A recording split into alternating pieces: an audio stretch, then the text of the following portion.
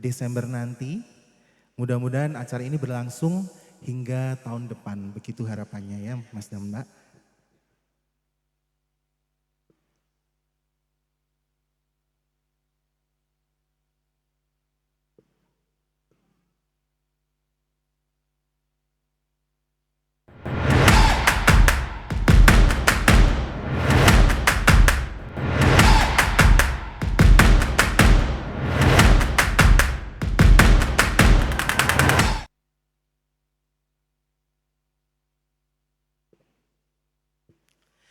Selamat malam Bolong Ngopi, Anda bersama saya Jonathan Pras dalam rentang waktu 2 jam ke depan untuk menyaksikan program acara Ngopi, Ngobrol Pintar, secangkir kopi untuk informasi. Dan program ini adalah diprakarsai oleh Dinas Sosial, Pemberdayaan Perempuan, Perlindungan Anak, serta Pemberdayaan Masyarakat dan Desa Kabupaten Tuban. Program talk show episode perdana ini dengan tema Pilar Sosial yang akan membahas tentang tugas, fungsi pilar-pilar sosial dan telah hadir di antara kita narasumber yang berkompeten di bidangnya. Yang pertama ada Mas Imron, beliau adalah koordinator TKSK. Kemudian yang kedua Mbak Dinda, koordinator pendamping PKH. Kemudian ada yang imut ya. Ada Mbak Putri, koordinator PPDM, betul. Kemudian yang terakhir ada Mas Zainuri, begitu ya. Kita akrab saja kami panggil Mas karena masih muda, ya. Beliau adalah koordinator Tagana dan selamat malam Bapak Ibu sekalian. Di samping itu juga hadir seorang panelis. Beliau adalah koordinator PSM, ada Mas Nur. Apakah ada di tengah-tengah kita ada Mas Nur? Oke. Ada di pojok ya. Baik, di Ngopi edisi perdana ini kita rileks saja sambil menikmati camilan dan juga kopi tentunya. Kita akan bicarakan tentang pilar-pilar sosial dan saya ingin bertanya mewakili para bolong ngopi yang ada di rumah. Sebenarnya pilar-pilar sosial itu apa? Siapa saja yang termasuk pilar-pilar sosial? Mungkin yang pertama bisa menjawab. Ada Mas Imron, monggo bisa dibantu. Baik, terima kasih Mas Jo. Perlu saya sampaikan di sini bahwa pilar-pilar sosial ini yang ada di Kabupaten Tuban ini ada Tagana, Taruna Siaga Bencana, ada PPDM, pendamping penyandang disabilitas mental, ada pendamping program keluarga harapan, ada tenaga kesejahteraan sosial kecamatan atau TKSK. Selain itu juga ada PSM, pekerja sosial masyarakat. Tentu tugasnya dalam hal ini satu, menyelenggarakan kesejahteraan sosial. Kalau di TKSK itu beda lagi dengan Tagana, khusus pada kebencanaan. Oke, baik. Oke, sebelum lebih jauh, Mas Imron boleh saya bertanya sedikit tentang apa itu TKSK? Baik, kita perlu tahu nih ya, karena ini hal baru buat saya juga, ya. Di sini TKSK ini saya taunya hanya tenaga kesejahteraan sosial kecamatan, begitu yang ada di kecamatan. Nah, sebenarnya apa sih TKSK itu? Baik, Mas Jo. Perlu saya sampaikan bahwa TKSK ini adalah tenaga kesejahteraan sosial kecamatan. Artinya seseorang yang diberi tugas dan fungsi oleh Kementerian Sosial, Dinas Sosial Provinsi maupun Dinas Sosial Kabupaten dalam penyelenggaraan kesejahteraan sosial di wilayah kerjanya. Wilayah kerja TKSK ini ada di kecamatan. Jadi di Kabupaten Tuban ini ada 20 kecamatan, ada 20 TKSK, kedudukannya di masing-masing kecamatan. Jadi tugasnya menyelenggarakan kesejahteraan sosial yang dalam hal ini dari Kementerian Sosial, Dinas Sosial Provinsi maupun Dinas Sosial Kabupaten. Oke, kalau Mas Zainuri mungkin bisa dijelaskan apa itu sebenarnya Tagana itu ya. Kalau kita tahu Tagana itu kan singkatannya Taruna Sigap siaga bencana, Siaga ya. bencana, ya. Bukan sigap bencana ya. Bukan. Si Taruna Siaga Bencana begitu ya. Iya. Kalau Tagana itu, kalau kepanjangannya tadi sudah disebut Mas ya, Taruna Siaga Bencana. Tapi makna luasnya yaitu masyarakat yang terlatih dalam menanggulangi kebencanaan, baik itu pasca atau saat bencana itu sendiri. Jadi Tagana itu adalah sebuah organisasi atau lembaga di bawah naungannya, kalau di pusat adalah Kementerian Sosial ya, kalau di provinsi ada Dinas Sosial Provinsi, kalau di kabupaten ada Dinas Sosial Kabupaten Tuban ini. Lah anggota Tagana itu adalah masyarakat yang terlatih khusus di bidang klaster perlindungan sosial. Jadi memang klaster kita ketika ada bencana adalah perlindungan sosial. Jadi kita menangani manusianya seperti itu. Baik, jadi Tagana ini semacam relawan bencana begitu Mas, kalau kita sebut secara sederhananya seperti itu. Betul sekali. Kemudian Mas. lingkup kerjanya Mas, lingkup kerjanya kalau Tagana itu apakah hanya meliputi Kabupaten Tuban saja, atau misalkan ada bencana di kabupaten tetangga, kota tetangga, kita bisa melebar begitu tugasnya? Yang sudah pernah kita lakukan Mas ya. Alhamdulillah teman-teman Tagana Kabupaten Tuban itu all out seluruh Indonesia. Kita pernah di Sigi Donggala kemarin, terus ada lagi di Pandeglang, terbaru kemarin di Cianjur itu. Terus ada juga di Lombok kemarin, bahkan kita buat kampung biru Ronggolawe di sana, di Nusa Tenggara. Insya Allah teman-teman Tagana Kabupaten Tuban bisa hadir di seluruh Indonesia. Jadi selain misi sosial ada juga misi budaya sepertinya ya, kita berbaur dengan Siap-siap ya. Tagana dari daerah lain begitu ya Mas ya. Kearifan lokal lebih. Betul ya. Memperkenalkan juga ya adat istiadat di sana seperti apa. Kemudian itu berarti lingkupnya kan pra bencana ada ya kalau di Kabupaten Tuban. Kemudian saat bencana, kemudian pasca bencana penanganannya. Begitu ya Mas ya. Kalau bicara istilahnya kebencanaan itu kan tahapnya tadi. Kalau ini kan bagian dari bentuk pra bencana yang kita sosialisasi. Jadi istilahnya pengurangan resiko bencana. Salah satu bentuk PRB ini ada sosialisasi tentang apa itu bencana, bagaimana menanggulanginya seperti itu. Kalau saat mungkin kita sudah tahu ketika ada bencana kita datang di sana melakukan asesmen, terus pertolongan pertama, terus melakukan edukasi, advokasi terhadap korban atau penyintas. Sedangkan kalau pasca bencana ini teman-teman Tuban itu punya beberapa inovasi Mas Jo.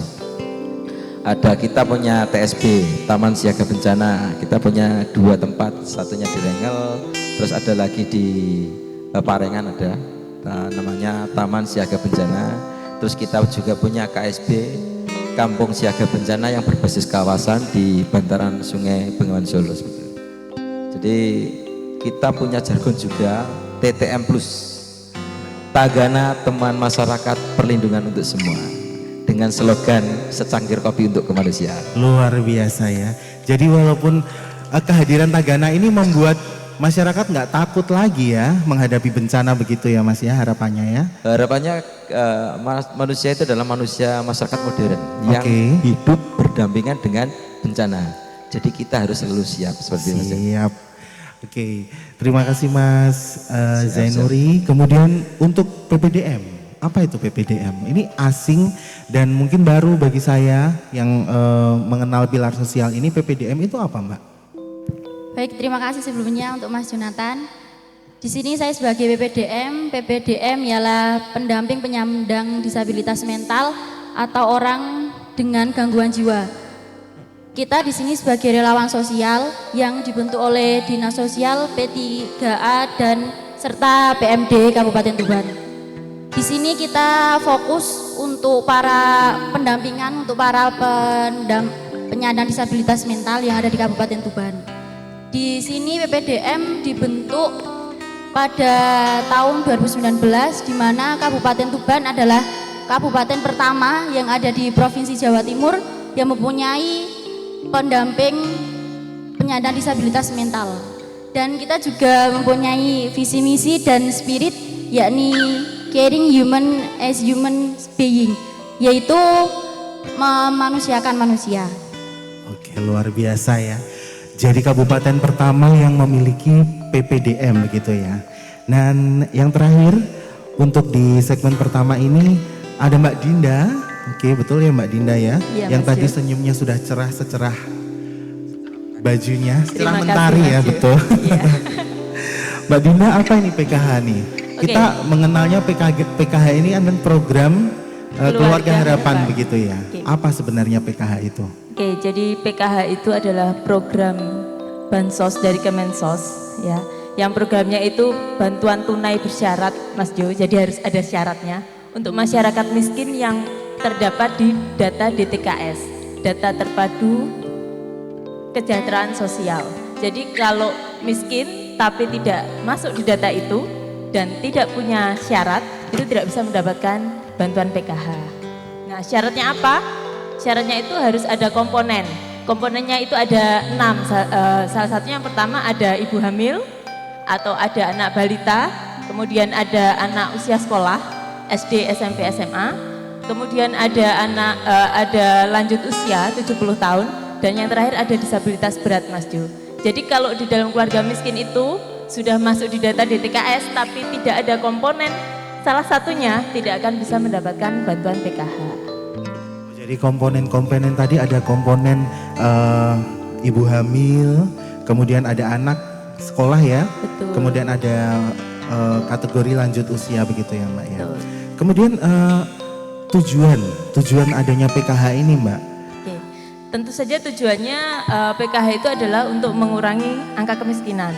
PKH itu termasuk salah satu program andalan dari Republik Indonesia sendiri, yaitu mengentaskan kemiskinan dengan cara memberikan bantuan kepada masyarakat yang miskin, dan kita juga karena PKH itu berkoordinasi juga dengan kesehatan, pendidikan, dan juga kesejahteraan sosial, Mas Jo. Selain itu untuk inklusi keuangan, jadi karena bantuan PKH itu dilewatkannya itu melalui Bank Himbara ya, jadi secara tidak langsung kita mengajarkan juga kepada masyarakat yang kurang mampu itu untuk bagaimana cara menggunakan ATM gitu, Mas Jo ya. Jadi tidak hanya menggunakan uang itu hanya uang saja, tapi bagaimana kita mengedukasi KPM. Kita juga mempunyai program itu di PKH adalah P2K2, peningkatan kapasitas untuk masyarakat itu. Kita ngajarkan juga bagaimana cara mengelola keuangan, bagaimana cara kita itu untuk bagaimana kesehatannya seperti apa, ibu hamil bagaimana, kemudian untuk stunting juga. Jadi pendamping PKH itu karena kami ada 144 orang, Mas Ju. Jadi iya, Di Tuban ini ya. di Tuban ini. Jadi 144 pendamping sosial dan 2 koordinator. Nah, itu tersebar di semua kecamatan Tuban. Ya, jadi satu pendamping itu bisa dia mengakomodir 2 sampai 3 desa, Mas Ju. Ada bahkan yang 3 sampai 4 desa juga bisa. Jadi semua kita mendampingi di semua kecamatan.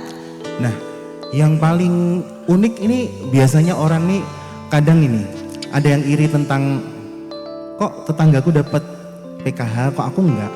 Nah, komponen-komponen tadi kan sudah dijelaskan ya, sebenarnya jelas banget. Ada yang dapat itu untuk ibu hamil, kemudian untuk komponen pendidikan untuk anak sekolah, kemudian untuk lanjut usia. Nah, untuk di komponen pendidikan ini seperti apa sih sebenarnya syarat atau misalkan biar dapat PKH untuk di komponen pendidikan ini? Ada nggak Mbak? Oke, ya jadi kalau untuk komponen pendidikan itu anak tersebut harus masuk di data Dapodik. Ya, jadi data Dapodik itu ada di data Kementerian Pendidikan. Ya, jadi kalau yang bersangkutan tidak ada di situ, misalkan dia hanya di pondok yang dimana pondok itu tidak masuk di Dapodik, itu tidak bisa dapat, Mas Jo. Ya, jadi itu secara otomatis nanti ketika anaknya itu nyantol Dapodiknya dia akan dapat gitu. Nah, untuk bantuannya kan juga bervariasi, jadi bervariatif. Kalau PKH itu kan 1 tahunnya itu dia 4 kali, Mas Jo. Jadi 4 kali sesuai bulannya di bulan Januari, April, Juli, dan Oktober. Gitu. Mas Jo. Baik, penjelasannya jelas banget. Tapi ini masih ingin tahu tentang PKH karena PKH ini banyak sekali diincar oleh masyarakat begitu ya. Apakah saya itu termasuk kriteria PKH atau enggak sih sebenarnya? Nah, tadi sudah disampaikan untuk komponen pendidikan. Nah, untuk yang lanjut usia Mbak seperti apa Mbak? Oke, kalau untuk lanjut usia itu karena kita memakai data DTKS ya, data terpadu kesejahteraan sosial itu, yang mana data itu nanti include di dalamnya itu Mas Jo ada data-data misalkan satu kakak itu dia ada berapa orang di dalamnya. Nah, di situ kan ada usia ya, usianya. Jadi ketika nanti usianya yang bersangkutan itu sudah di atas 70 tahun, dia otomatis nanti akan mendapatkan bantuan yang lanjut usia gitu Mas Jo. Kalau misalnya seperti ini Mbak kasusnya, ada seorang ibu lanjut usia kemudian dia memang sudah tidak diurusi oleh anaknya, usianya memang sudah lanjut dan dia janda seperti itu. Apakah dia juga pantas untuk menerima PKH Mbak? Oke, kalau di PKH itu kan dia harus dalam satu keluarga. Jadi ketika yang Mas Jo katakan tadi, misalkan janda tersebut sudah tua gitu ya, dan sebatang kara itu tidak bisa mendapatkan bantuan PKH Mas Jo. Jadi PKH itu memang harus dalam suatu keluarga, jadi harus ada yang mengurusi. Jadi memang selektif ya Mbak ya, tidak Iya, hanya benar. sekedar wah urip dewe, ibarat kata orang Tuban kan urip dewe sebatang kara dimasuk ke PKH wae. Enggak seperti itu ya Mbak Seperti ya. itu. Dan Ada- juga penentuan PKH itu juga tidak bisa, misalkan kita mengusulkan dari bawah Mas Jo. Jadi itu memang perankingan dari data DTKS tersebut di Kemensos. Jadi ketika data miskin itu masuk di kementerian, dia akan di ranking mana yang terbawah. Nah, ketika yang terbawah itu nanti akan dilihat lagi apakah di dalamnya itu ada anak sekolah, ibu hamil, lansia, dan disabilitas. Baik, Mbak Dinda penjelasannya di segmen pertama ini cukup jelas. Namun nanti akan ada segmen selanjutnya untuk pembahasan PKH lebih lanjut karena sepertinya PKH ini sangat krusial bagi warga masyarakat Tuban ya Mbak Oke, ya. baik, Dan sebelum membahas topik selanjutnya mari kita saksikan jeda hiburan yang satu ini. Yellow Wings.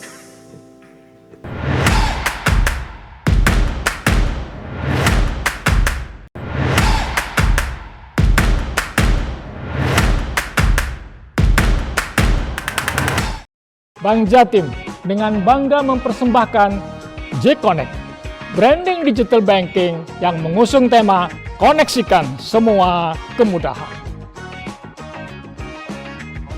Selamat mengakses kemudahan dalam J-Connect. Koneksikan semua kemudahan.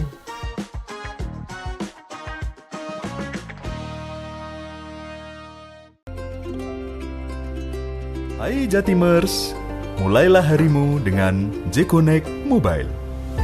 Berbagai urusan perbankan kini lebih mudah dan nyaman. Dengan adanya J-Connect Mobile, berbagai macam fitur yang dapat digunakan, mulai dari transfer, termasuk ketika kamu bayar belanjaan, makanan, dan lain-lain, kamu bisa pakai QRIS. Lupa bawa dompet atau uang cash? Santai aja. Cukup scan QR code-nya di berbagai Mas, merchant. ini untuk totalnya 447. 447 ya?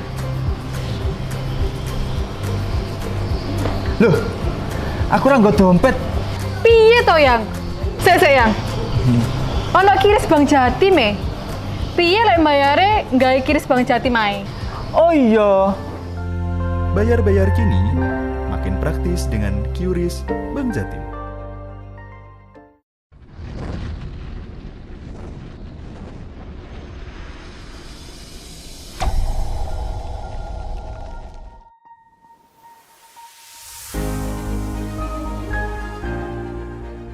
Geliat roda ekonomi dan pembangunan di Timur Jawa yang terus berkembang dan tumbuh di setiap era.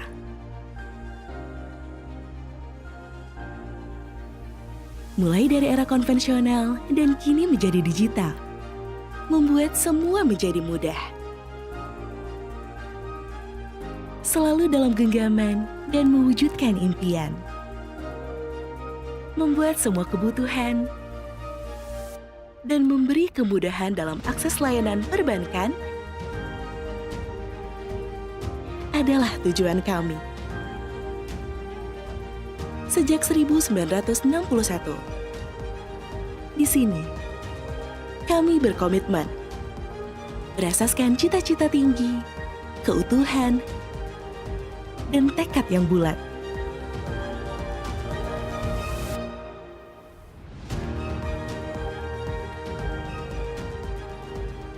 Berkembang menjadi yang aman dan terpercaya.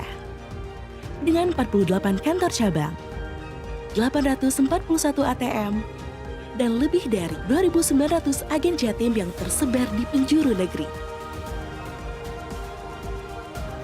Bersama, kami selalu beradaptasi dan berinovasi.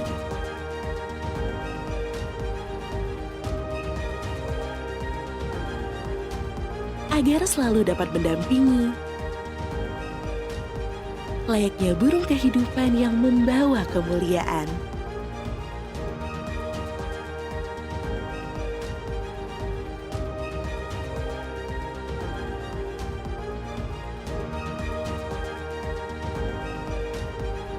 Demi membantu membangun Jawa Timur menjadi poros ekonomi Indonesia.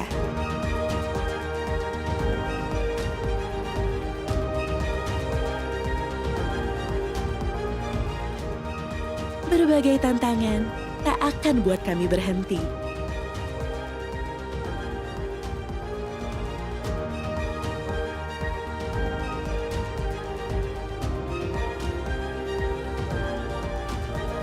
Untuk berikan kenyamanan di segala kesempatan.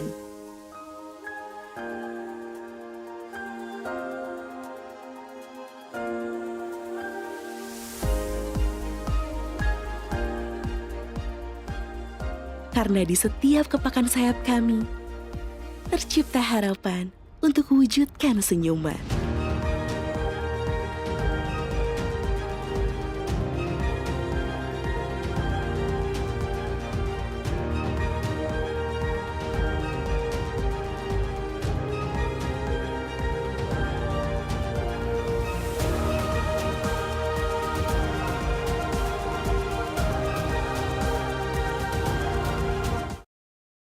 Ada juga kredit untuk ASN, TNI, Polri seperti itu. Kemudian ada deposito. Nah, biasanya kalau di PKH tuh pakainya himbara ya Mbak ya?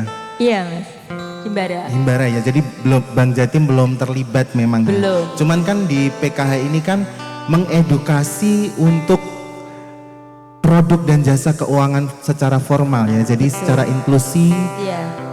Mengenalkan produk keuangan kepada masyarakat luas seperti itu ya Mbak ya. Betul, betul.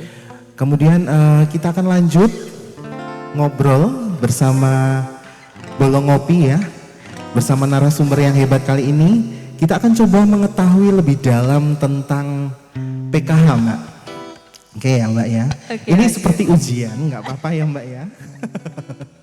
Seperti ujian skripsi begitu Mbak. Dan Jonathan pengen tahu nih Mbak ya, sebenarnya bagaimana sih hak dan kewajiban peserta PKH? Oke, kalau untuk hak dan kewajibannya, ya kalau haknya tentu mendapatkan bantuan Mas Jo, sesuai dengan jumlah komponen yang ada gitu ya.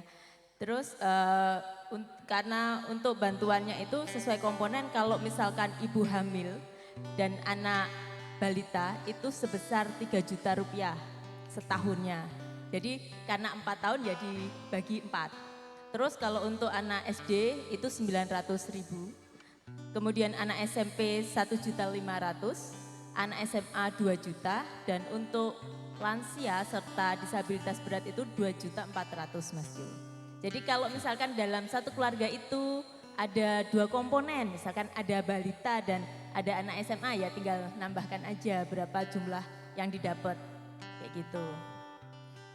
Kemudian selain bantuan sosial ada apa lagi Mbak? Adakah pelayanan kesehatan mungkin haknya? Ya, itu tadi hak yang untuk bansosnya ya. Kemudian haknya dia harus mendapatkan pelayanan kesehatan. Kalau misalkan ibu hamil dan balita, tentu saja kalau balita dia harus ke posyandu. Oke. Itu termasuk juga kewajiban Mas Jo. Jadi ketika dia sudah menjadi peserta PKH, dia harus mendatangi fasilitas kesehatan. Misalkan kalau ibu hamil setidaknya dia 4 kali dalam masa kehamilan itu memeriksakan kehamilannya. Kemudian untuk anak balita setiap bulan dia harus nimbang badan dan mengukur badan, kemudian mendapatkan vitamin A. Terus kemudian mendapatkan imunisasi. Terus kalau untuk anak sekolah, dia harus masuk sekolah itu minimal 85% kehadiran di sekolah. Oh jadi seperti karyawan begitu ya Mbak ya? Ada Iya. presensi yang dipantau, dimonitoring begitu ya Mbak ya? Betul. Kemudian kalau untuk yang lanjut usia, dia harus mengikuti posyandu lansia. Jadi di setiap kecamatan itu pasti ada posyandu lansia I Mas see, Jo. ya, di setiap Kecamatan Tuban ada posyandu lansia Betul memang, ya? sekali. Dan kalau untuk yang disabilitas berat tentunya dia ada petugas yang mendatangi rumahnya. Kalau misalkan kan dia tidak bisa mobile kemana-mana gitu. Harus ada petugas yang datang untuk mengecek kesehatannya dan itu harus rutin. Jadi sebenarnya dengan adanya PKH ini pelayanan kesehatan itu bahkan dipantau sejak dari kandungan begitu Mbak ya? Betul, sejak ibunya hamil itu Sejak sudah ibunya hamil dipantau, sudah dipantau, ya. ya. Dan kita juga dari hanya penerima manfaat ya Mas Jaya, kita katakan namanya adalah KPM, keluarga penerima manfaat untuk peserta PKH itu. Juga berhak mendapatkan yang saya bilang tadi Mas Jo, P2K2 atau FDS, Family Development Session, yang itu nanti di mana pendamping PKH setiap 1 bulan sekali itu wajib bertemu dengan para penerima manfaat. Iya. Semacam ajang silaturahmi juga seperti itu ya Betul, Mbak dan ya? di situ kita juga memberikan pelajaran gitu, bagaimana cara mengurus anak gitu kan, apa itu hak-hak anak, bagaimana cara menjaga kesehatan, bagaimana cara merawat lansia, merawat disabilitas, kemudian mengatur ekonomi, karena kalau keluarga miskin itu pasti kesulitannya di ekonomi Mas Jo. Benar-benar. Nah nanti di situ di FDS itu kita mengajarkan bagaimana sih cara mengatur keuangan. Kalau uang tidak cukup ya diatur gitu ya. Jangan yang ngutang gitu kan, enggak gitu Mas Jo ya. Kan? Enggak gitu ya Mbak ya? Iya enggak gitu. Biar nggak kenal pinjol sepertinya ya Mbak Iya, ya? benar Jangan banget. sampai amit-amit jabang bayi ya Iya Mbak? sebenarnya boleh Mas Jo. Oh gitu? Berhutang itu boleh, tetapi berhutang itu harus melihat dulu bagaimana berhutang kepada siapa gitu ya. Jadi memang harus melihat berhutang yang aman itu di mana, misalkan di bank gitu ya, atau berhutang ke misalkan saudara, jangan sampai ke lintah darat. Nah, gitu. berarti diedukasi ya untuk masyarakat penerima PKH ini untuk Bener, jalur yang tepat seperti apa sih? bener, Ti? bener. Kemudian setiap pertemuan itu ada modul-modul atau tema-tema khusus ya Mbak ya? Iya benar-benar. Setiap bulan itu ya? Iya, jadi kita memang ada modul, ada 6 modul Mas Jo. Yang tadi saya sampaikan itu karena misalkan untuk di modul ekonomi, itu juga diajarkan bagaimana cara membuat usaha.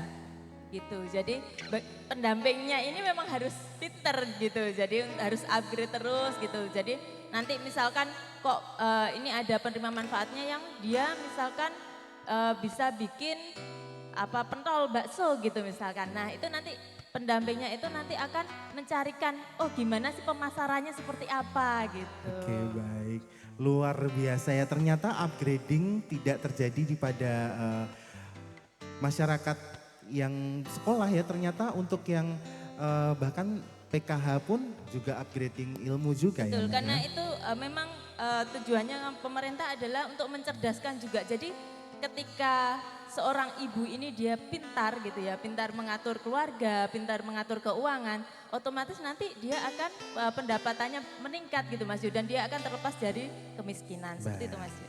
Luar biasa Mbak.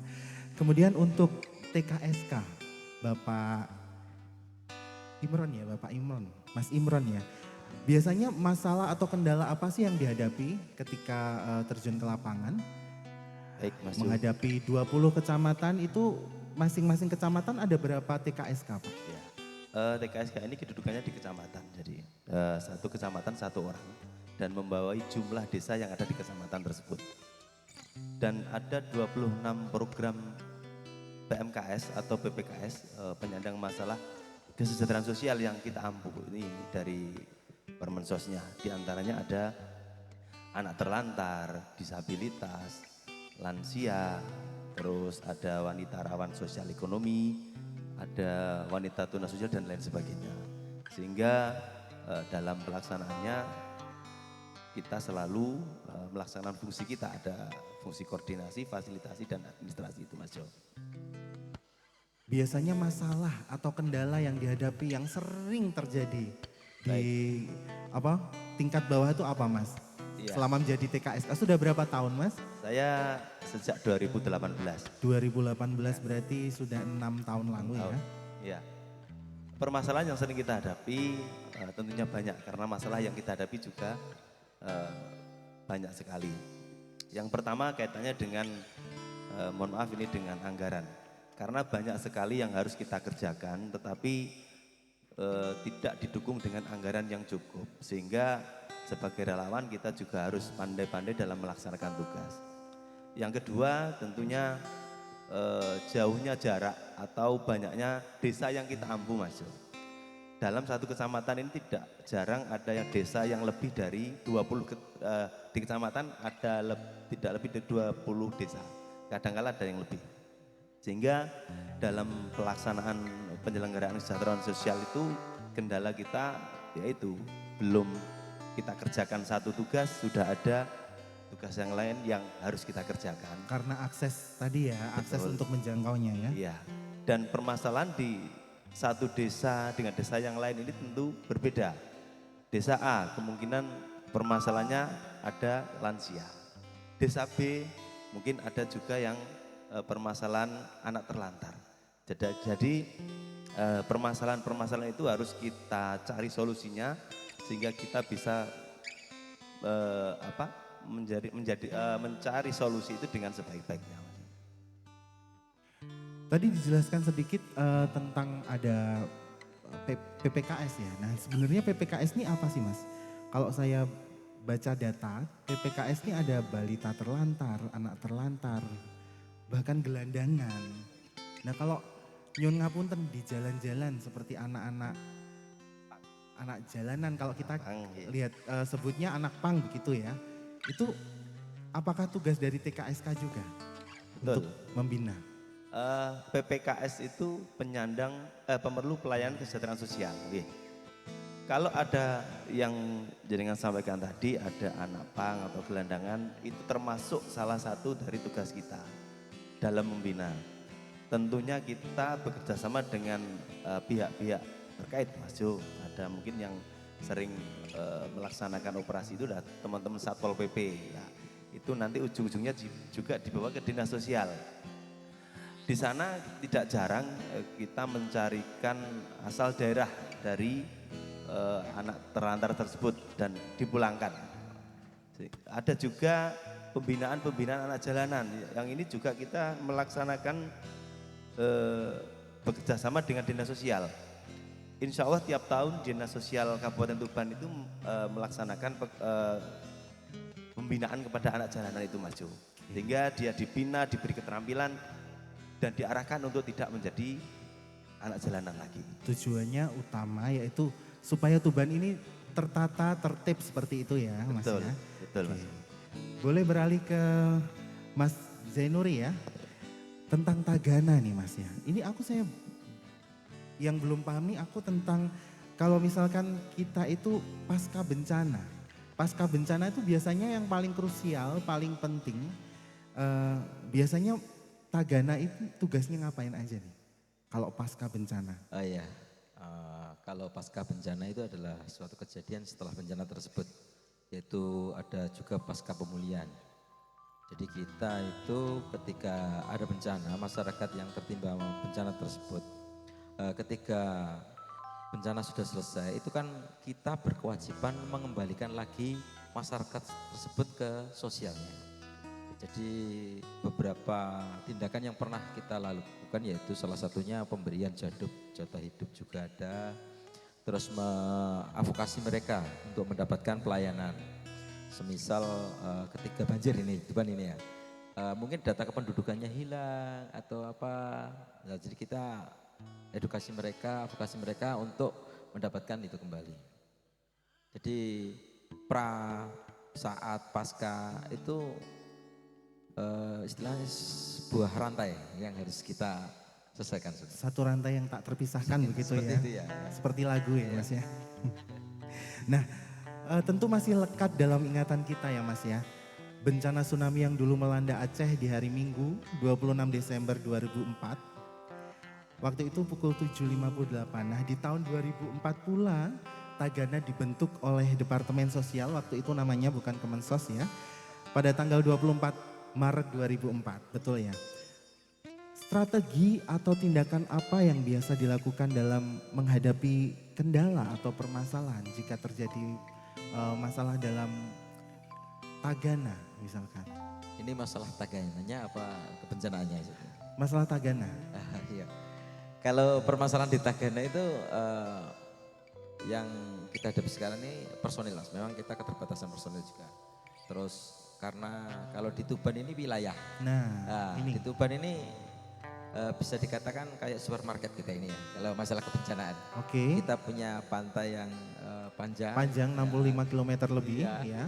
Terus ada juga istilahnya Sungai Bengawan Solo. Yes. Terus juga anak sungainya, Sungai Kalikening itu melewati 4 kecamatan. Dan yang menjadi isu-isu terbaru ini adalah tempat yang dulunya tidak pernah banjir, sekarang banjir. Oke. Kayak di Kerek, kan itu wilayah pegunungan, sekarang lagi ngetren banjir. Nah, keterbatasan personil kita Pak di sana itu, karena tidak seluruh kecamatan ada teman-teman Tagana.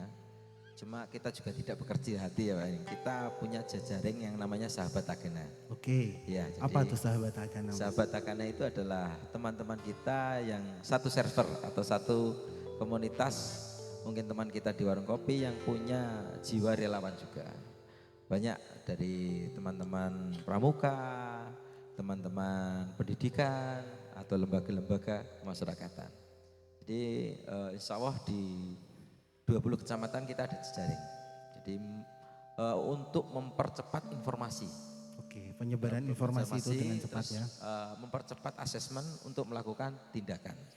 Tentu saja Tagana juga berkoordinasi dengan BMKG ya. Seperti misalkan ada apa sebenarnya ramalan cuaca atau ramalan bencana. Bahkan di media kemarin sempat beredar megatrust Pati dan sebagainya. Itu kan Tagana ini cukup berperan ya dalam memberi edukasi buat masyarakat begitu ya. Kalau edukasi ke masyarakat itu banyak Mas ya. Yang melalui salah satu secangkir kopi untuk kemanusiaan tadi, melalui komunitas, terus ada yang namanya Tagana masuk sekolah. Tagana masuk ke sekolah. Yaitu Tagana memberikan edukasi pengetahuan tentang kebencanaan di setiap sekolah. Bahkan kemarin kita juga sudah memberikan beberapa penghargaan untuk sekolah yang sudah memang welcome untuk pelajaran tersebut. Untuk mempersiapkan generasi yang akan datang. Jadi pengetahuan-pengetahuan tadi kita sampaikan bukan hanya untuk usia remaja, tapi mulai dari dini. Jadi sekolah dasar, SMP, SMA, terus ada juga dari universitas. Dan yang terbaru ini Mas Joni, kita mau coba menyentuh pondok pesantren. Jadi ini yang inovasi inovasinya ya. Kemudian terima kasih Mas Zainuri. Siap. Kemudian untuk PPDM Mbak Putri nih, biar nggak senyum-senyum nggak ngantuk ya, sambil ngopi kita ngobrol. Biasanya klien PPDM kan kita sebutnya klien ODGJ begitu ya. Masalah yang biasanya dihadapi oleh rekan-rekan dari PPDM ini apa aja nih? Kalau dari klien ODGJ yang berbasis keluarga, biasanya itu ada keluarga yang tidak mau dirujuk Mas. Padahal keadaan klien ODGJ itu udah harus gawat gitu ya. Tapi kadang keluarga itu kurang kooperatif karena biasanya takut, oh nanti gimana makanya di sana kalau dirujuk. Terus nanti gimana kalau bertengkar sama ODGJ yang ada di sana. Terus kita berupaya untuk persuasif untuk pendekatan kepada keluarga, menjelaskan bahwasanya di sana aman, sudah ada yang mengondisikan gitu. Biasanya rekan-rekan PPDM ini suka diajak berantem nggak sih? Kadang kan ada yang ngamuk, ada yang introvert, ada yang ekstrovert ya, gitu ya. Ada yang pendiam, ekstrim bahkan ya. Seperti apa tuh Mbak? Pernah nggak ngalamin seperti itu? Pernah Mas, banyak malah. Kita kan bekerja sama TKSK, terus keamanan, dari pihak keamanan ada pihak Satpol PP, terus Babinsa, Babin Kaptipmas, dan juga stakeholder lainnya. Nanti kita setiap mau kunjungan, kalau ada laporan ODGJ ngamuk mesti bersama keamanan juga kok. Kalau itu ada di kecamatan atau di wilayah tertentu misalkan. Nah kalau misalkan ODGJ-nya itu di jalanan biasanya, berkeliaran di jalan begitu Mbak, gimana? Oh itu berarti ODGJ T4 Mas, tempat tinggal tidak tetap. Biasanya yang terlantar, gelandangan, itu nanti kita koordinasi dengan keamanan setempat, terus kita arahkan ke dinas sosial, nanti pihak dinas sosial mengidentifikasi ODGJ tersebut, langsung kita rujuk ke RSJ Menur gitu. ODGJ yang tempat tinggal tidak tetap ya? T4 begitu sebutannya ya Mbak ya. Baik, oleh karena itu biar punya tempat Mbak, ini ada no residence yang ada di Kecamatan Jenuh Mbak. Jadi no resident ini angsuran mulai 1 juta saja, ada beberapa tipe, kemudian ada 2 kamar tidur dan 1 kamar mandi ya Mbak ya. Jadi biar dibilangnya punya tempat, jadi beli aja nih perumahan di no resident, ada tipe 36. Bisa KPR juga, KPR-nya bisa lewat Bank Jatim tentunya ya. Dan Sobat Ngopi, Bolong Ngopi, biar lebih gayeng malam ini ngopi kita. Boleh ya suaranya kalau saya bilang ngopi, ngobrol pintar, nanti jawabnya secangkir kopi untuk informasi. Begitu boleh ya Bapak Ibu yang ada di Abirama Tuban ini, boleh ya? Ngopi, ngobrol pintar. Luar biasa. Yellow Wings.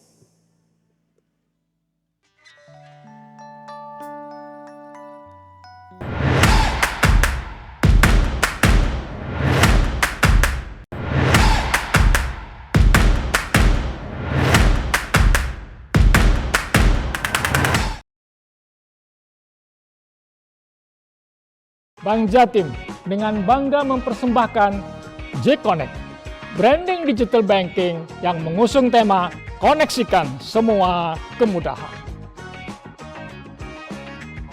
Selamat mengakses kemudahan dalam J-Connect, koneksikan semua kemudahan.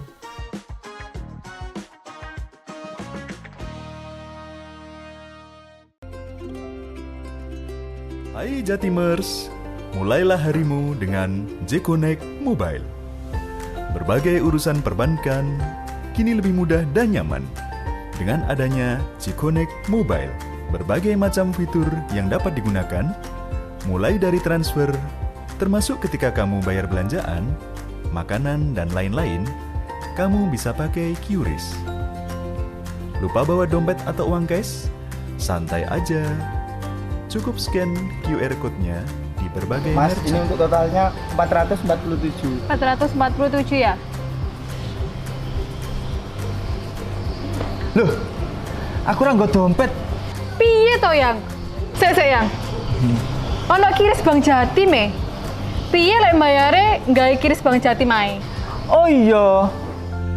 Bayar-bayar kini makin praktis dengan QRIS Bank Jatim.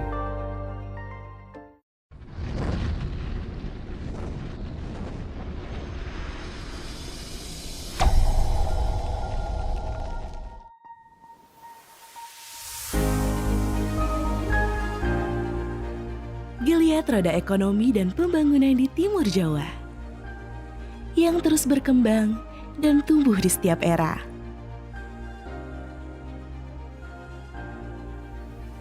Mulai dari era konvensional dan kini menjadi digital, membuat semua menjadi mudah. Selalu dalam genggaman dan mewujudkan impian. Membuat semua kebutuhan dan memberi kemudahan dalam akses layanan perbankan adalah tujuan kami. Sejak 1961, di sini kami berkomitmen berasaskan cita-cita tinggi, keutuhan, dan tekad yang bulat.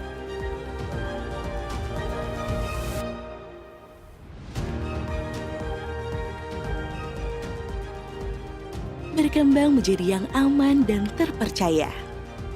Dengan 48 kantor cabang, 841 ATM, dan lebih dari 2.900 agen Jatim yang tersebar di penjuru negeri. Bersama, kami selalu beradaptasi dan berinovasi.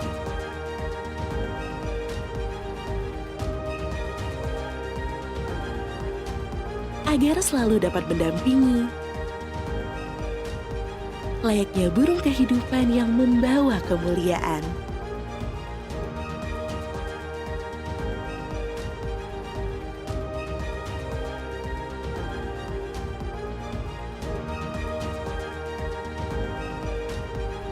Demi membantu membangun Jawa Timur menjadi poros ekonomi Indonesia.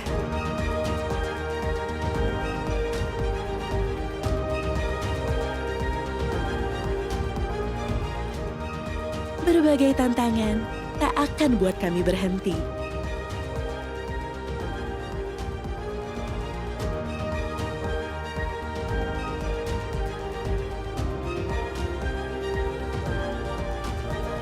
Untuk berikan kenyamanan di segala kesempatan.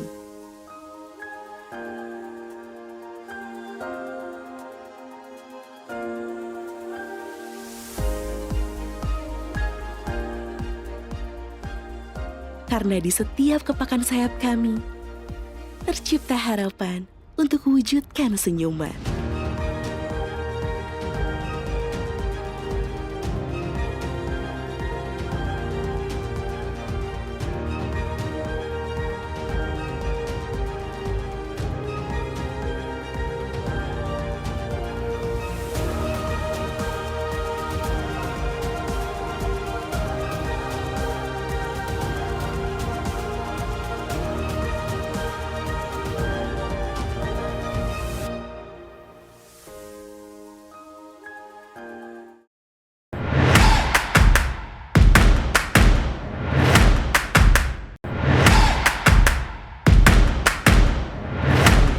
Ngopi Mali, kita lanjutkan ngopi kita pada malam hari ini.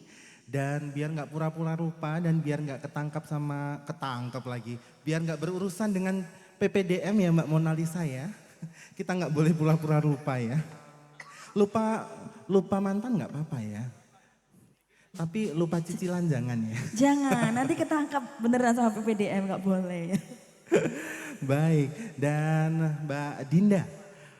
Tadi teman-teman dari TKSK, teman-teman dari Tagana, kemudian PPDM sudah menyampaikan nih masalah atau kendala yang biasa dihadapi saat di lapangan. Nah, dari rekan-rekan Mbak Dinda nih biasanya apa nih permasalahan yang sering banget dihadapi di lapangan? Oke, ini Mas Jo, permasalahan yang paling sering dihadapi itu adalah banyaknya aduan masyarakat kalau PKH itu salah sasaran gitu Mas Jo, ya kan bener. Benar, dan biasa jadi blunder ya Mbak ya. Jadi akhirnya malah karena mereka nggak dapat informasi yang tepat, akhirnya jatuhnya gibah ya di emak-emak nih biasanya ya. Oh iya benar-benar. Kok tetangga yang sana loh, ketoke mampu tapi kok oleh PKH. Padahal nggak seperti itu ya Mbak ya. Betul. Jadi sebenarnya Mas Jo ada cara bagaimana supaya bantuan ini tepat sasaran gitu ya. Salah satunya adalah dibenahi di data DTKS-nya, di data terpadu kesejahteraan sosialnya. Jadi di data itu nanti melalui pendamping sosial PKH itu dia turun ke lapangan, ngecek langsung Mas Jo. Jadi dia yang bersangkutan itu punya aset apa aja gitu. Jadi misalkan dia punya tanah, mungkin dia punya mobil gitu ya. Nah nanti kemudian berkoordinasi dengan desa. Nah di desa itu desa nanti yang dia menginput Mas Jo. Mengganti data yang bersangkutan gitu. Tentunya melalui musdesmuskel, musyawarah desa atau kelurahan Mas Jo. Ada seperti itu ya Mbak ya? Iya benar banget. Jadi memang harus diubahnya dari data DTKS itu. Baru nanti yang bersangkutan berubah datanya.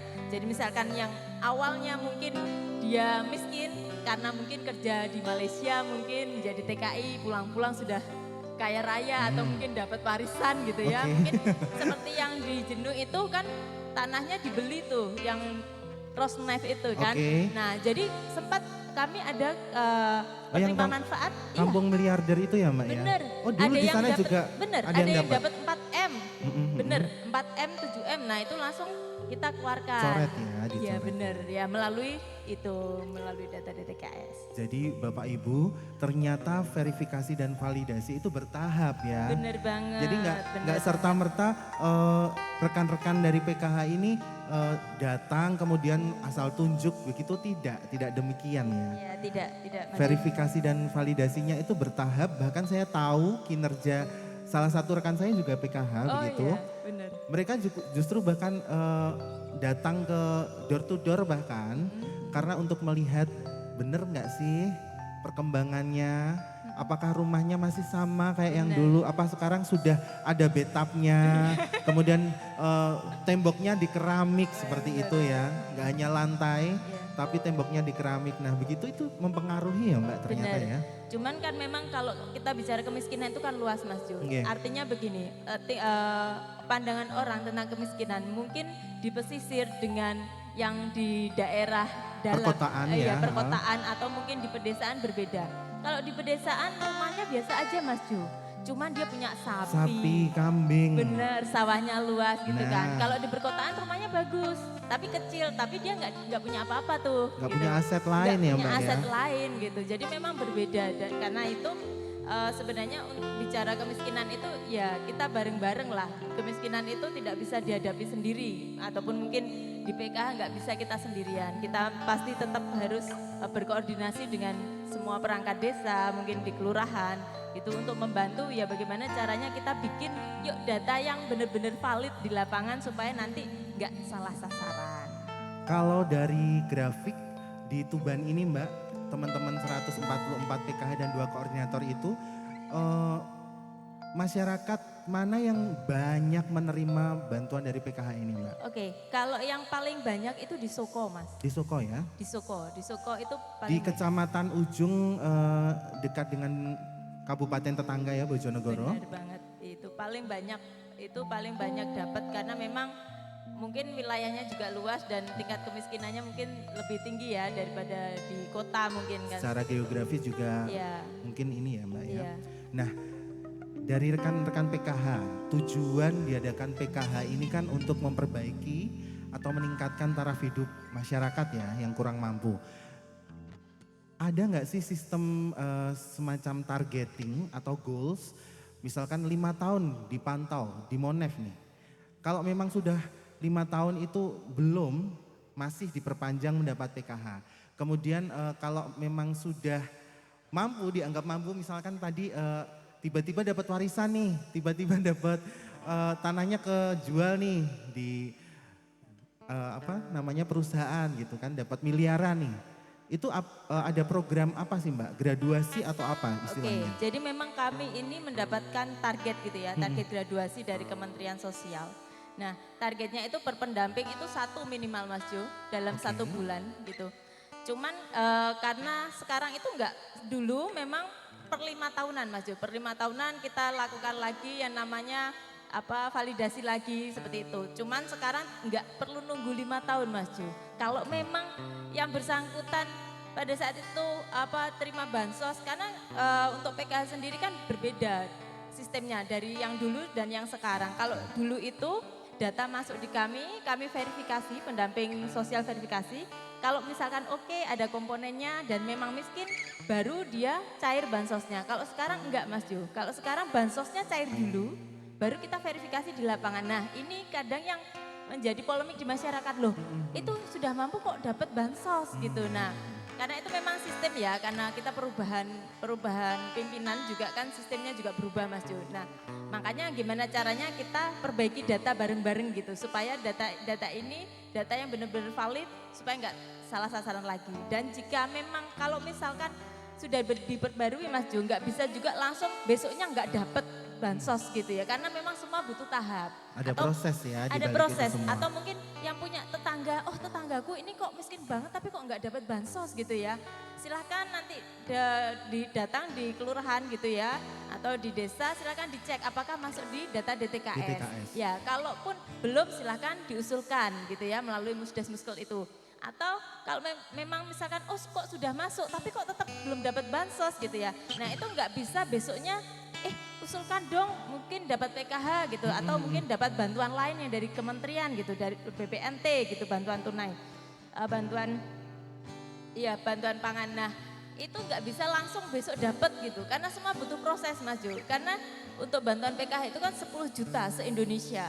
Nah itu kan juga kuota, artinya yang butuh bantuan bukan hanya di Tuban, jadi se-Indonesia juga. Se-Indonesia dinilai yang mendesak dulu ya Mbak ya? Iya benar, jadi nggak bisa langsung instan gitu, butuh proses. Jadi kalau di PKH itu ada program graduasi seperti itu ya Mbak ya, dipantau nih. Kalau dulu 5 tahun, kalau sekarang bahkan 2 tahun bisa ya Mbak ya. Seperti itu, karena harapannya kan meningkatkan taraf hidup masyarakat tadi ya. Benar Mas. Nah kita beralih ke Mbak Putri nih ya Mbak Dinda ya. Oke. Lanjut di PPDM, kalau di PKH tadi kan ada sistem semacam graduasi seperti itu. Ada monitoring, ada evaluasi seperti itu ya.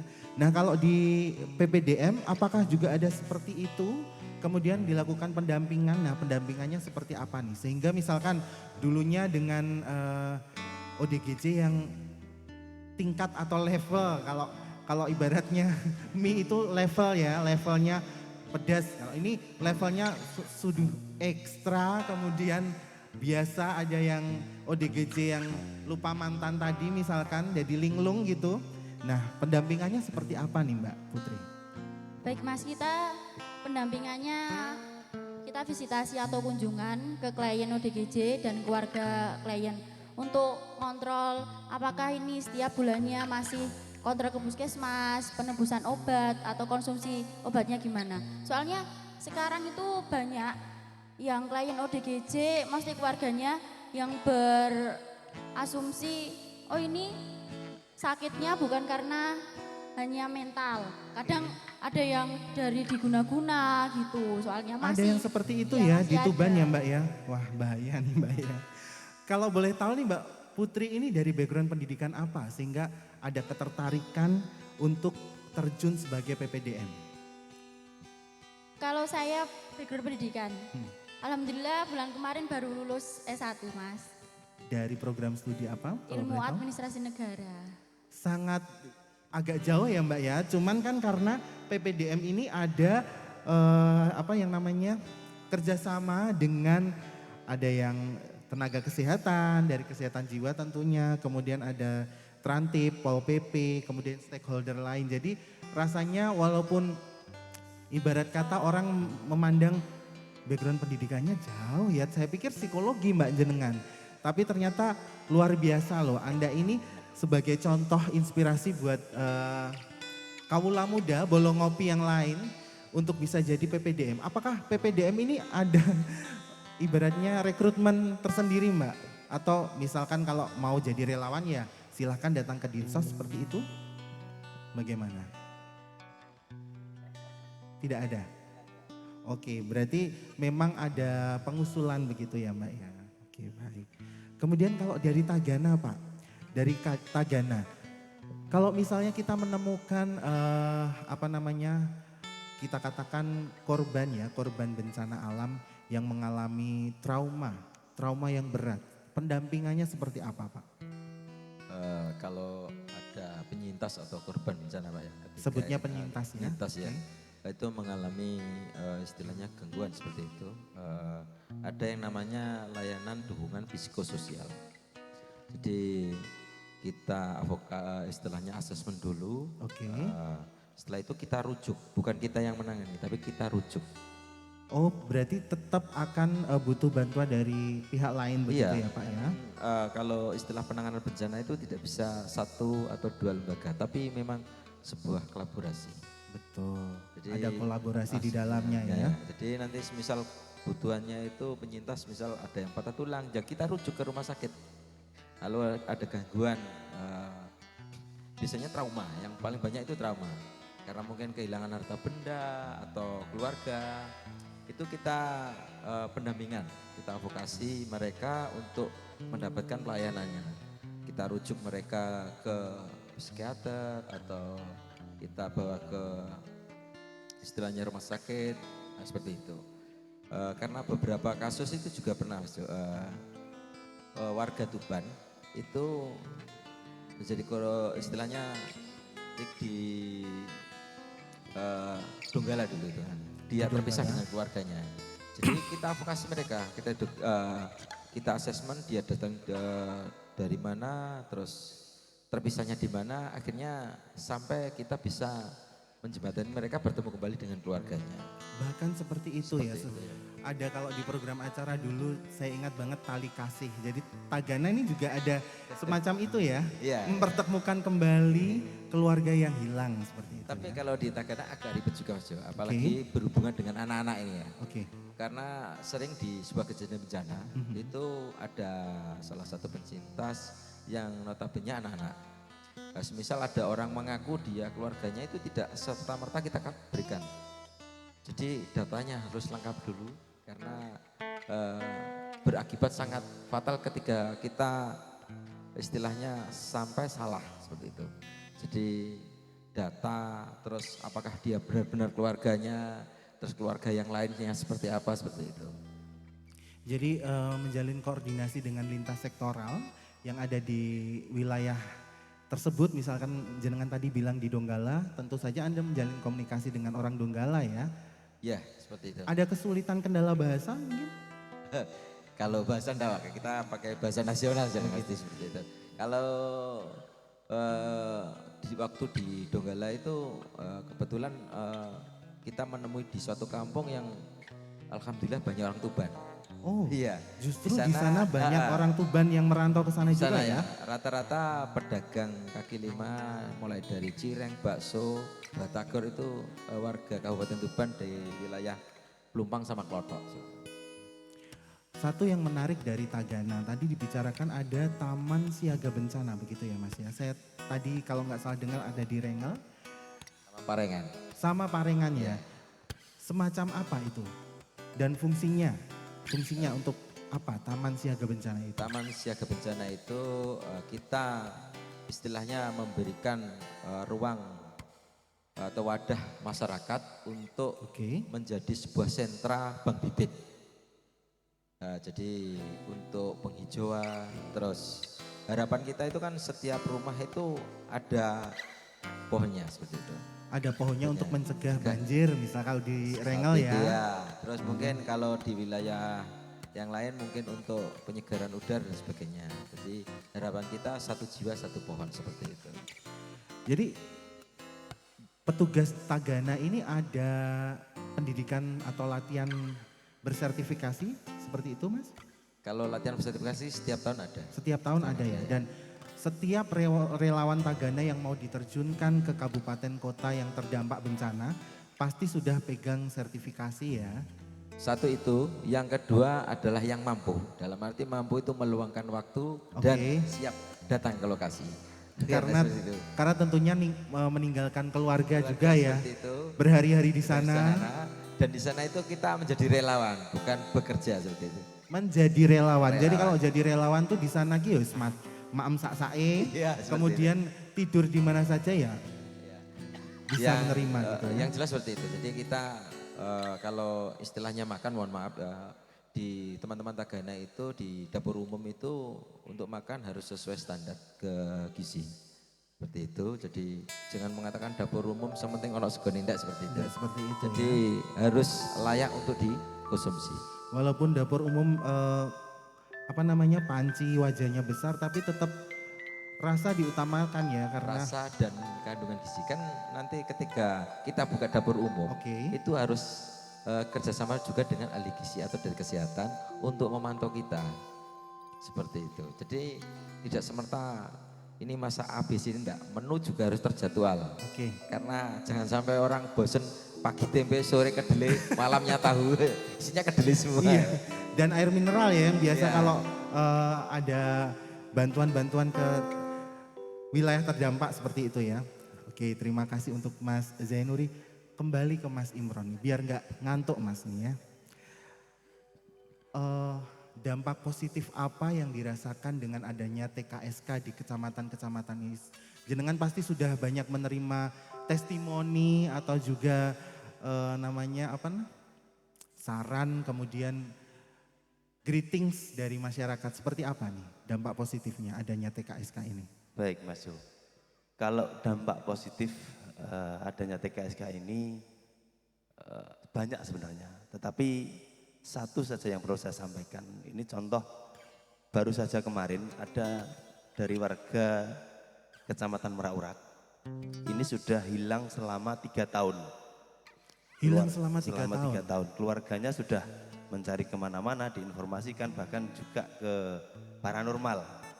Ada yang bilang, ke paranormal ya? Ada yang bilang sudah meninggal dunia. Tetapi alhamdulillah karena ada kita itu jejaring kita kan sampai ke nasional. Nasional ya, seluruh Indonesia ya. Setelah 3 tahun ini, kemarin sekitar 2 hari yang lalu ini ditemukan di daerah Jawa Tengah di Rembang. Akhirnya setelah kontak dengan saya, orang tersebut yang memang punya keterbelakangan mental ini akhirnya dikembalikan keluarga, reunifikasi keluarga. Dan disitulah betapa senangnya keluarga tersebut yang sudah sepuh, sudah kehilangan anaknya selama 3 tahun, akhirnya bisa bertemu kembali dalam keadaan sehat walafiat. Dari situ bisa kita artikan bahwa dampak positif adanya TKSK diantaranya adalah itu. Baik, luar biasa ya. Jadi menemukan kembali saudara yang hilang begitu ya Mas. Bahkan kadang ada cinta yang hilang juga bisa ditemukan oleh TKSK. Bahkan TKSK juga bisa ya. Ini saya perlu konsultasi nih sepertinya kalau itu ya. Jadi ini saya pengen ketawa tapi emang ada benernya juga ya, karena emang ruang lingkup TKSK memang seperti itu dan dampak positifnya dirasakan masyarakat memang seperti itu ya Mas ya. Kemudian untuk TKSK ini Mas, sebenarnya langkah atau apa ya bisa dibilang harapan ke depan TKSK itu seperti apa? Untuk di Tuban dulu deh khususnya. Baik, sebenarnya kalau harapan sih sudah tidak ada lagi. Yang diberikan oleh pemerintah, terutama pemerintah Kabupaten Tuban ini sudah lebih dari cukup yang kita rasakan. Bener loh Mas ya, ini terutama ada Pak Sekdin ini sebagai saksinya ini. Alhamdulillah, walaupun mungkin ya satu hal ya mungkin adalah sarana prasarana kita, mungkin sebagai operasional kita sendiri, itu saja yang kita butuhkan. Karena jangkauan kita itu sangat luas Mas Jo. Oh jangkauannya luas ya Mas ya. Dan peran media ini seperti apa nih?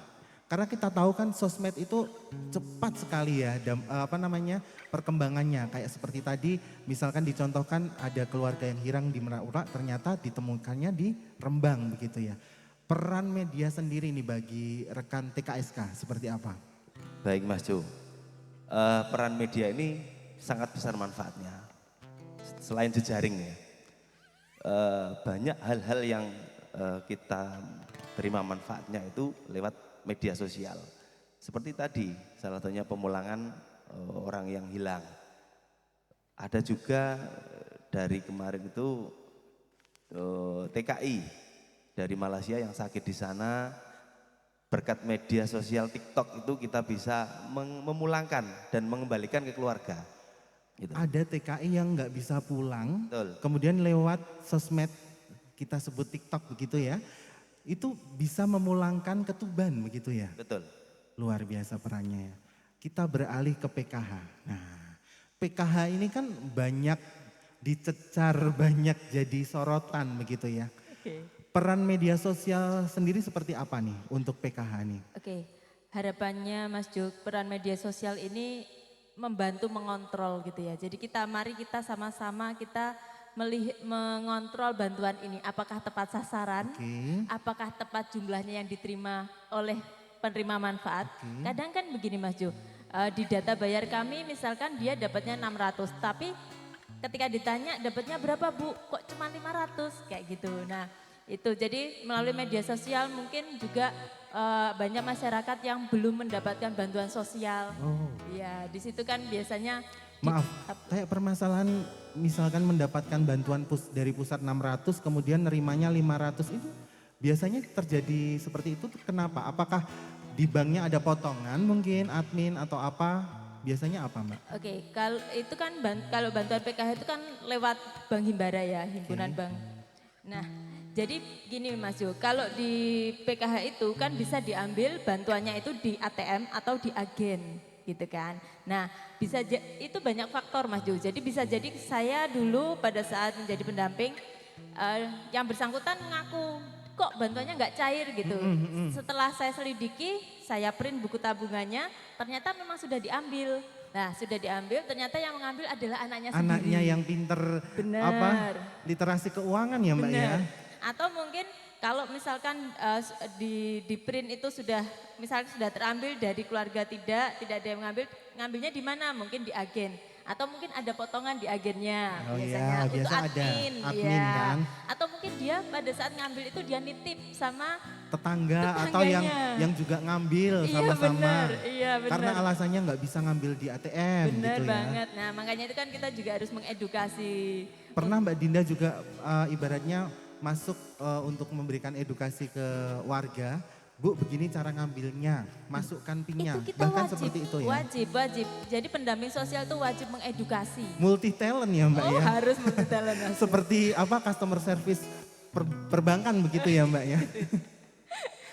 Menarik memang kalau bicara tentang bantuan PKH ini ya Mbak ya.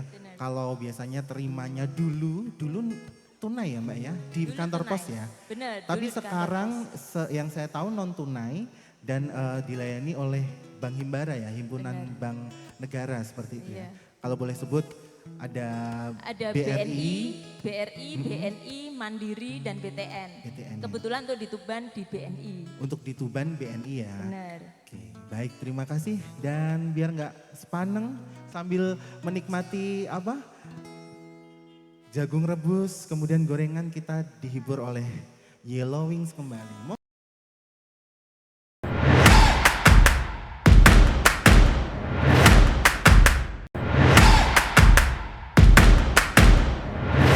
Bank Jatim dengan bangga mempersembahkan J-Connect, branding digital banking yang mengusung tema koneksikan semua kemudahan. Selamat mengakses kemudahan dalam J-Connect, koneksikan semua kemudahan.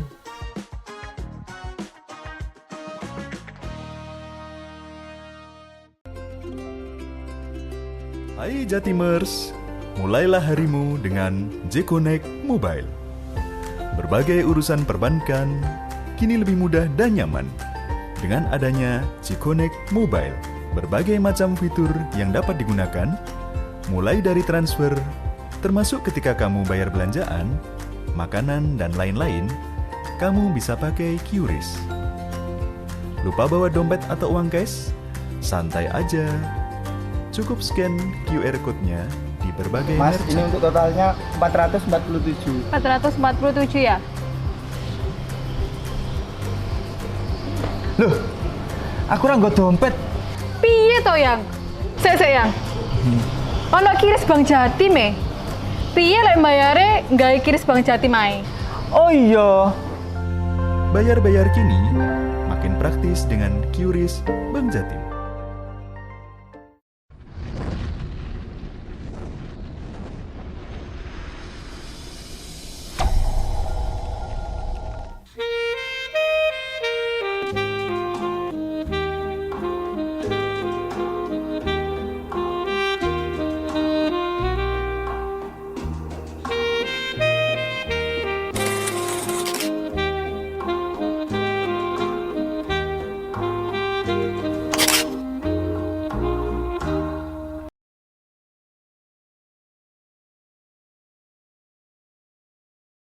Bank Jatim dengan bangga mempersembahkan J-Connect, branding digital banking yang mengusung tema koneksikan semua kemudahan.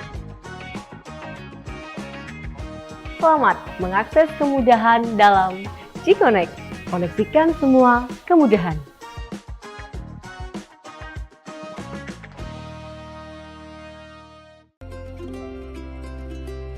Hai Jatimers, mulailah harimu dengan J-Connect Mobile. Berbagai urusan perbankan kini lebih mudah dan nyaman. Dengan adanya J-Connect Mobile, berbagai macam fitur yang dapat digunakan, mulai dari transfer, termasuk ketika kamu bayar belanjaan, makanan, dan lain-lain, kamu bisa pakai QRIS. Lupa bawa dompet atau uang cash? Santai aja. Cukup scan QR code-nya di berbagai Mas, merchant. ini untuk totalnya 447. 447 ya? Loh, aku ora nggo dompet. Piye to yang? Sik yang. Ono kiris Bank Jatim e. Piye lek bayare nggawe kiris Bank Jatim ae? Oh iya. Bayar-bayar kini makin praktis dengan QRIS Bank Jatim.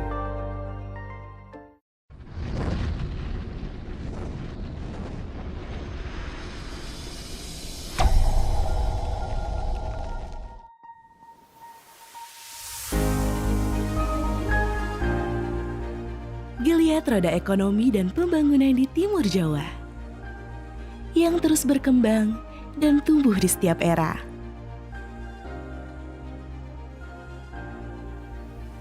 Mulai dari era konvensional dan kini menjadi digital, membuat semua menjadi mudah.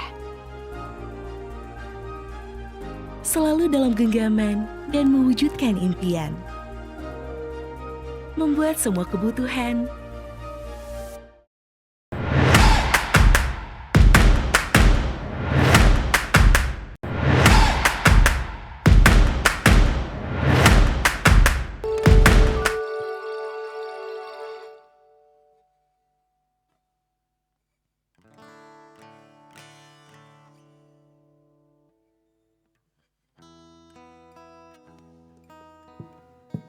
Sungguh aku sayang kamu ya. Kalau udah sayang, sayang banget kalau nggak dikasih deposito begitu ya. Oh gitu ya. Depositonya mesti di Bank Jatim dong. Nah, betul sekali. Nah, Pilihan yang biar tepat ini. kalau udah di Bank Jatim, naruh uangnya di Bank Jatim begitu, Mona. Ya. Sesuai dengan slogan Bank Jatim, Get Better Future. Ya. Nah, betul sekali. Biar Bukti. masa depannya terarah begitu ya. Iya. Gak Dan- cuma cinta-cinta aja itu ya Kak, ya Nah, harus ada bukti. Harus ada bukti Masa ya. depan harus lebih baik. Masa depan harus lebih baik, makanya harus dibelikan rumah juga dong. Nah, Di perumahan no betul. residence dengan Oke. angsuran cuma 1 juta pasti bisa dong ya. Apalagi Iya. singer ya Mbak. Iya dong. Oke, thank you Yellow Wings.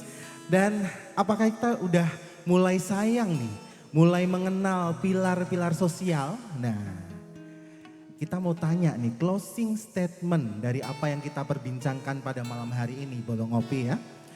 Closing statement dengan adanya pilar-pilar sosial. Kita mulai dulu dari PPDM. Kalau ditarik kesimpulan nih, boleh misalkan harapan, kemudian harapan ke masyarakat dan juga pemerintah dengan adanya PPDM ini apa?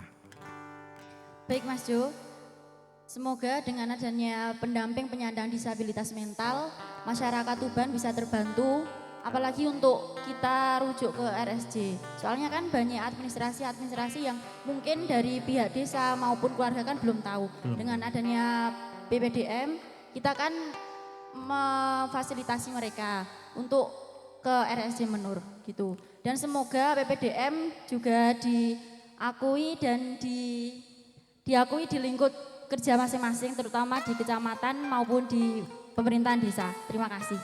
Dan dengan adanya PPDM ini, klien ODGJ ya sebutannya ya, itu bisa lebih diajeni ya tentunya ya.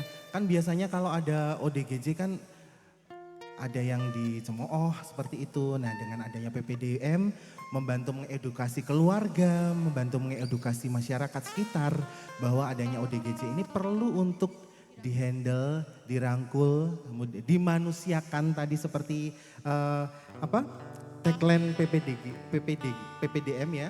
Apa Caring tadi? human as human being. Nah seperti itu ya. Kalau dari Tagana, apa nih harapan ke depan menyongsong pemerintahan baru kemudian tahun depan, tahun baru Tagana itu seperti apa harapannya? Kalau saya sendiri sih bencana nggak ada lagi tapi Tagana tetap ada terus gitu ya. Sama Mas. Jadi kalau bencana itu tidak bisa kita istilahnya kita Prediksi secara terus tepat begitu tidak ya? bisa juga kita hindari. Oke. Kalau harapan kami Tagana bencana itu menjadi tanggung jawab bersama, baik itu masyarakat, dunia usaha atau pemerintah. Karena dengan kerjasama itu penanggulangan bencana bisa terselesaikan. Jadi Tagana ke depan dengan harapan bisa selalu berinovasi dalam melakukan penanggulangan pengulangan risiko bencana tersebut, baik mulai sektor pendidikan, masyarakat, pedesaan, tentunya tidak terlepas dengan kearifan lokal. Karena kalau dalam bahasa Jawa ya siji desa mawacara. Iya.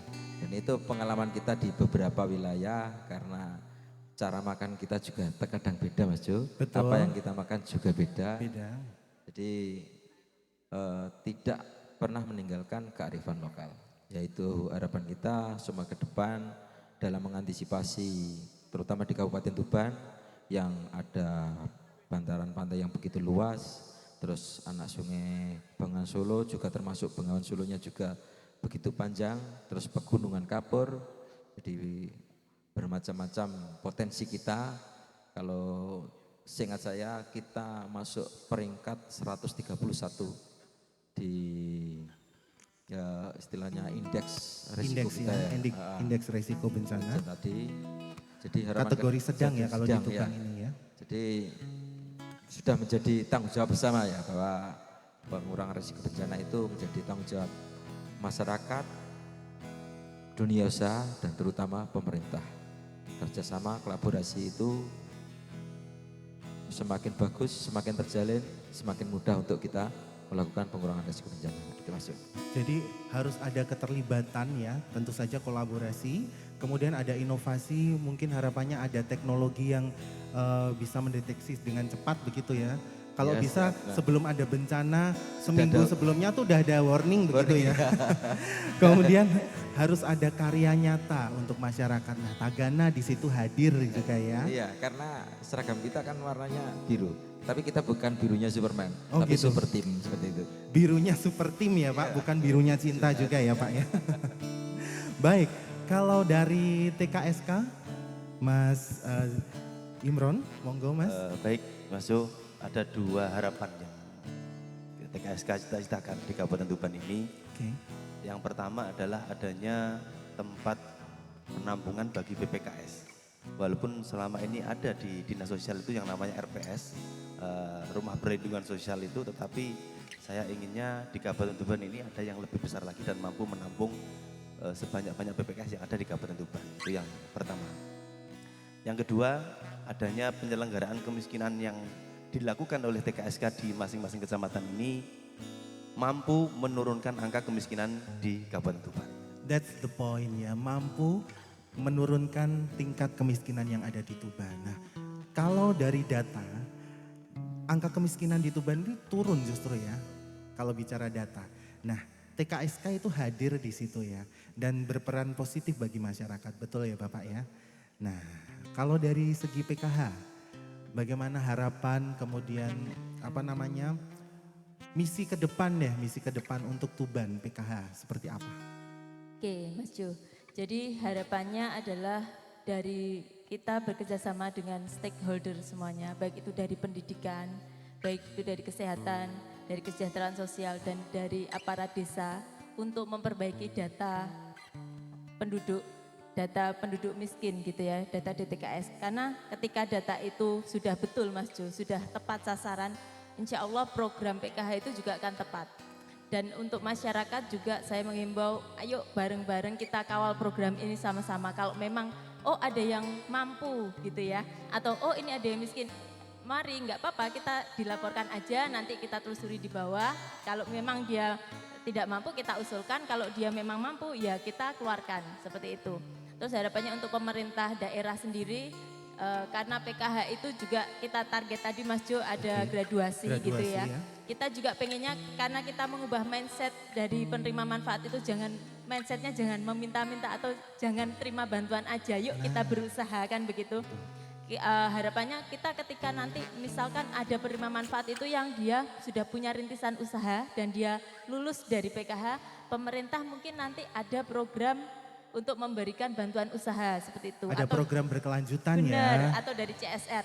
Supaya apa? Supaya dia nggak jamilah jatuh miskin lagi. Kalau dia jatuh miskin lagi nanti dia dapat jadi peserta lagi Mas Jo. Oke, ada istilah baru Jamilah ya Mbak Iya, ya. benar. Jatuh miskin lagi. Jadi ada program pemerintah yang berkelanjutan ya. Benar, harapannya Sepertinya seperti itu. lewat dinas terkait juga ada pembinaan seperti untuk membatik, kemudian ada juga yang ekoprint seperti itu Iya, bisa ya benar. dilakukan ya untuk Bisa. para ibaratnya alumni ya Mbak ya. Kita Benar, alumni. graduasi itu alumni yang Iya, sudah benar. mapan kemudian untuk bisa berusaha lagi ya. Iya, karena kalau graduasi itu kan ada dua Mas Jo. Oke. Graduasi sejahtera sama graduasi alami. Oh, gitu. Kalau yang sejahtera pasti tingkat ekonominya sudah meningkat.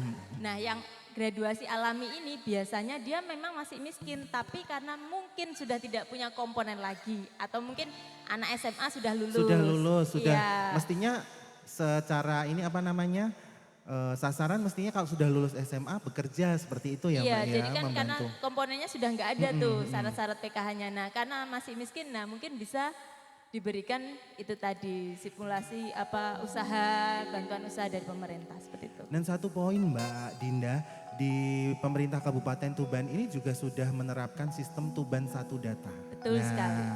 Tuban Satu Data yang dicetuskan oleh pimpinan kita beberapa tahun lalu, 3 tahun lalu itu cukup efektif dan juga cukup membantu teman-teman PKH ya di lapangan ya. Benar-benar karena untuk penentuan data miskin itu DTKS itu memang apa Tuban Satu Data itu dijadikan acuan juga Mas Jo. Betul. Ya, cuman apa kita harapannya nanti kita bisa kolaborasi bareng sama daerah gitu ya. Betul. Kita perbaiki datanya kembali kan gitu supaya nanti tepat sasaran itu. Nah itu kalau Tuban Satu Data itu stakeholdernya atau pengampunya itu banyak dinas Mbak terkait. Benar. Kalau di dinas saya itu ada di pengujian kendaraan bermotor tuh ada semacam validasi misalkan alamat dengan nik ini, alamat ini punya truk seperti itu. Nah itu terpantau di Tuban Satu Data, nggak bisa tuh di apa namanya dikaburkan data itu karena itu valid pasti. Kemudian kalau di PPDM gimana nih Mbak? Tadi sudah ya harapan, kemudian apa namanya ke depan untuk masyarakat Tuban, kemudian untuk pemerintah. Ada nggak sih ibaratnya satu kalimat motivasi untuk rekan-rekan sebaya untuk bisa masuk jadi relawan PPDM seperti itu misalnya? Kan banyak nih teman-teman yang ibaratnya masa muda jangan dihabisin untuk apa namanya hura-hura, ada yang seperti itu, ada yang alah ngurusi ODGJ ngapain gitu kan, wong masa muda masih panjang kok gitu, ada yang seperti itu. Nah kalau dari pandangan Mbak Putri seperti apa nih untuk memotivasi teman-teman? Baik Mas Jo, untuk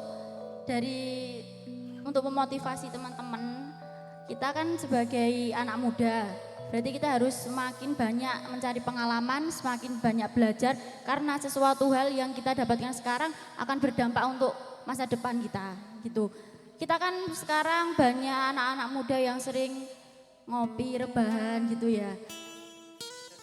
Tapi Mager. ngopinya yang kurang bermanfaat gitu ya, ngopi sambil ngegame, lebih baik ngopi kayak kita ya, ngopi ngobrol pintar begitu ya. Iya.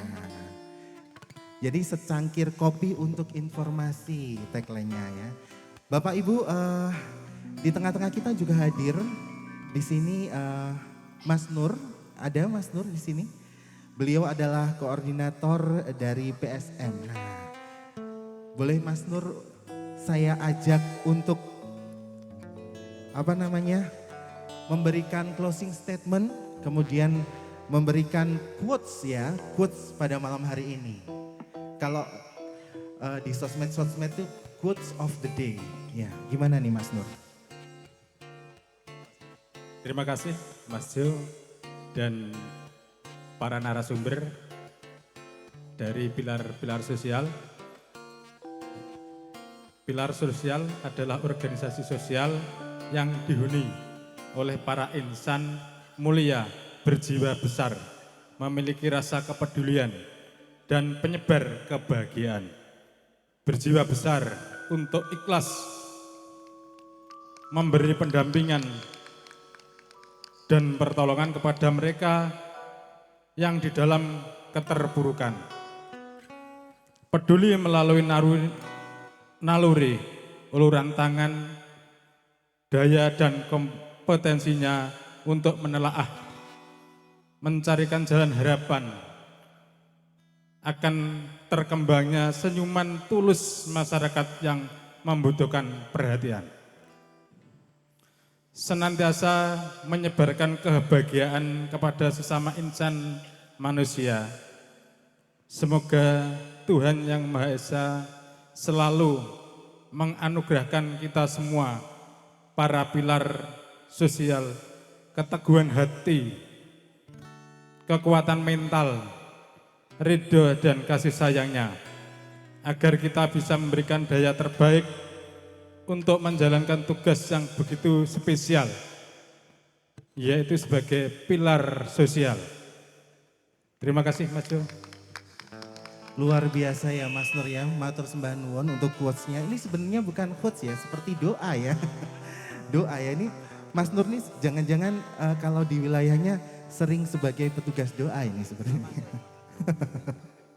Mutin ya. Nah, Bolong Ngopi usai sudah ngopi, ngobrol pintar, secangkir kopi untuk inspirasi pada malam hari ini yang membahas tentang pilar sosial. Dan tak terasa sudah hampir 2 jam kebersamaan kita. Mewakili tim yang bertugas, saya ucapkan terima kasih atas perhatian Anda sekalian untuk Bapak Ibu, Mas Mbak narasumber ya. Sampai jumpa di Ngopi episode selanjutnya. Tentunya dengan topik pembahasan yang lebih menarik lagi. Dan ngopi, ngobrol pintar untuk secangkir kopi, untuk inspirasi. Informasi ya, inspirasi juga boleh ya, karena kehadiran narasumber pada malam hari ini menginspirasi banyak orang. Boleh tepuk tangannya. Dan sebagai penutup Yellow Wings, monggo boleh beberapa tembang. Dan tentu saja Yellow Wings ya, jangan lupa untuk menabung. Karena menabung di Bank Jatim, get better future. Siap. Dan jangan Get lupa better ya, future. setelah ini kita bareng-bareng ya, beli rumah di perumahan Nur Residence. Karena angsurannya mulai 1 juta rupiah dan kita bayarnya nanti angsuran di KPR Bank Jatim begitu ya. Nah, perpaduan yang tepat sekali. Baik, Oke, untuk jangan lupa. semangatnya sekali lagi ngopi, ngobrol pintar, secangkir kopi untuk inspirasi.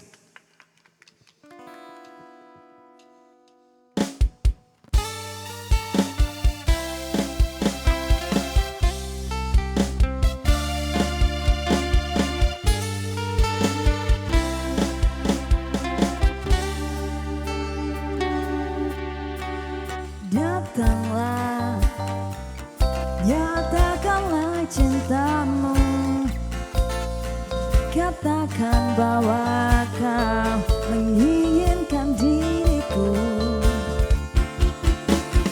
Datanglah, bawalah bunga-bunga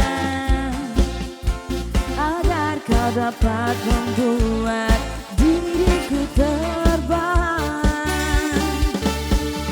Aku di sini duduk manis menantimu. Aku tuh